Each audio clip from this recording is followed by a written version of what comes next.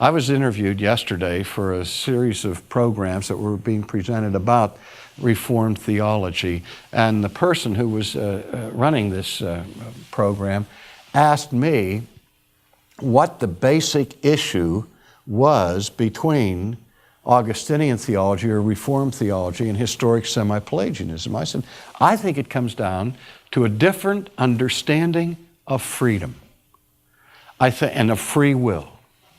I think the principal problem that people have with divine sovereignty, with divine election, is immediately they say, well, we believe that man has free will.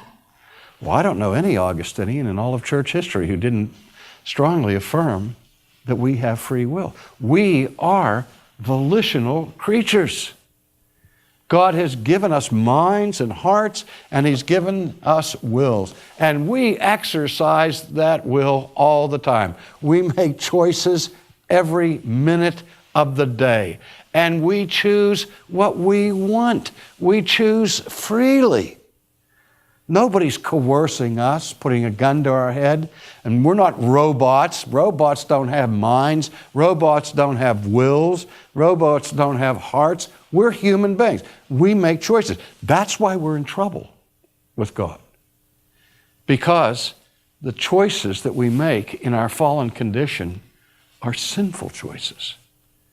We choose according to our desires, which are only wicked continuously, the Bible tells us.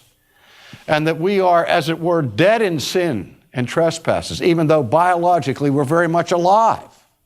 And we're walking according to the course of this world, according to the prince of the power of the air, fulfilling the lusts of the flesh is what the Bible tells us.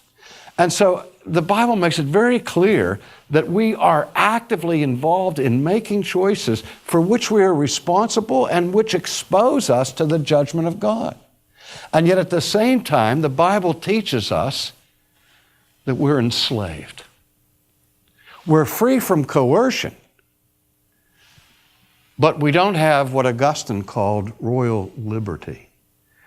We're not free from ourselves. We're not free from our own sinful inclinations and our sinful appetites and our sinful desires. We're slaves to our sinful impulses. That's what the Bible teaches us again and again and again. The humanist doctrine of free will, the pagan view of free will, says that man is free not only from coercion, but man is free in the sense that his will is indifferent. It has no predisposition or inclination, bias, or bent towards sin. Because the pagan and the humanist deny the radical character of the fall. But the Bible teaches us that we are fallen creatures who still choose and make decisions, but we make them in the context of our prison of sin. And the only way we can get out of that prison is if God sets us free.